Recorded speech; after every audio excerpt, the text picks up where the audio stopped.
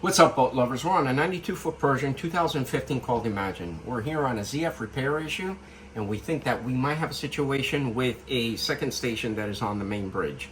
We always try to come to a boat prepared, and if it is, this is most likely what the cause is. So follow us while we diagnose the issue.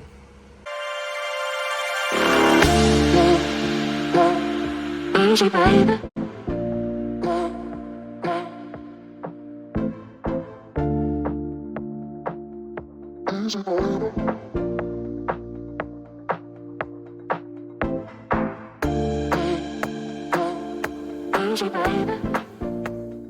Alright guys, so the first thing that we want to do is we want to turn on the control system. We make sure that all the instruments and all the circuit breakers are on in order for us to turn on the ZF control system.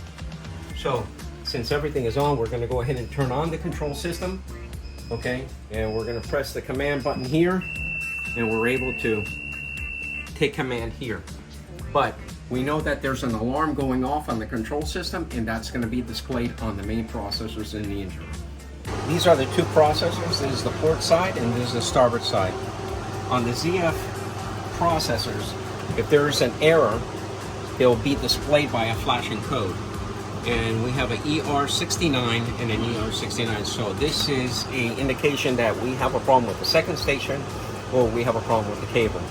So what we're going to do is we're going to diagnose the situation. We're going to go upstairs to the main helm, not the main helm, the bridge. We're going to take the control head off, and we're going to look at the connections, and we're going to look at the control head, and we're going to test the circuit. All right, so this is a pretty cool spot to be. Yeah. Folds open, but not only that, this Pershing has an awesome dining table up here and an awesome view. Yeah. But right there is the control head that is faulty. Yeah. Well, we're going to determine that. Yeah. But yeah. as far as the condition that you could see, it's flaking, and it's very hard to move. So I have a feeling that we have a problem with this control head, but we're going to remove this plate and examine the connections, seeing if they're not deteriorated. If they're in good shape, then we're going to replace it with the other control head and reprogram the system. All right, guys, this is the NEMA network. Okay, this is the starboard side, this is the port side. We disconnected it from here. The connections are nice and clean. As you can see, they're not deteriorating. So what we're going to do is we're going to plug this one into our replacement control head, and we're going to go ahead and reprogram it and verify that we could get this alarm to go out. As you can see, we replaced the control head, but this one needs to be set with a specific ID. So the system has a memory of the old control head. Now it's seeing another control head in line, and it's alarming. So what we're going to end up doing is erasing all the control heads, reconfiguring the system through the touchpads on the processors inside the engine room. Once we do that, then we come to each station and then we take control.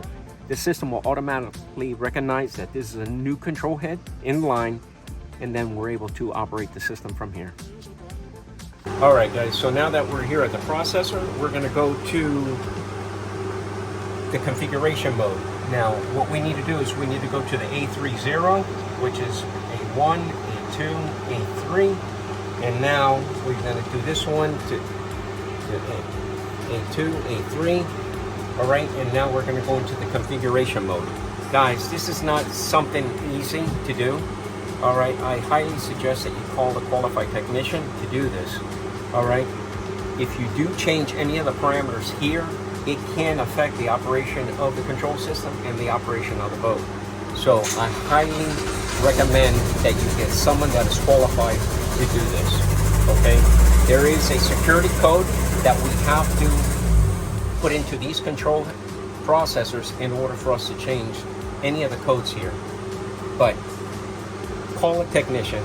Okay, we're at the A0, and now we're going to go through the programming procedures. Guys, on the port side, I went a little bit ahead of myself. I've already erased the code on this one. So if you can see that it says A300, that means there's no control heads in line on the port side. But as you can see on the starboard side, it says A301. So all we do is we're already in the we already put our code in here. So now we're going to clear out their memory, and we can see 8301, 8302, 8300. So now the system is clean. There's no control heads in line. Now we're ready to program the control heads in sequence to take command. So now we have to go to each station and press the command button, and then we're able to take command and we'll see that control head. Then we go to the second station and we do the same thing. Once that's all programmed, all these things will be properly programmed and both stations will be working fine. All right, so Julian beat me to the control head first. As you can see, the lights are flashing red. So now we need to take command at each station. So go, Julian, press the command button. There you go. Okay, so that control head is in command. Now we go to the next station and we do the same thing. Hey guys, this control head is already roughed in right now, okay? So we have the control head, we already pressed the command. So now we have two stations in control, and now they're both programmed for this particular boat. Okay, this right now is just sitting here for temporarily until we get the old control head out. We're gonna mount the new control head back in here, and we're gonna plug it back in there and test the boat. All right, guys, so now we're gonna be closing up because we put in the new control head. Yep. Everything works fine with this one. So now we're just gonna close everything up. All right, guys, first things first. If you have any questions on any products, ZF related, Glendinning related, our link is in our bio for our website. He's a professional at everything electronic when it comes to yachts. So reach out to him.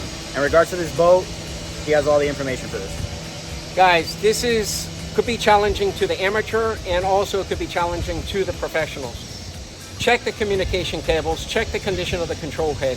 What we did is we removed the control heads from the vessel and we re-entered them as a new control head. And we found out that we had a problem with station 2. So we came with another control head that is here, and we erased all the alarms and we re-entered it again. The system decided to take it as there's an issue with the control head. So now both stations are in operation mode. The customer could use it from the main helm and from the fly bridge. Guys, if you have any questions, please just reach out. Reach out to us, link in the bio. That's it. And that's it. Like and subscribe. Like and subscribe.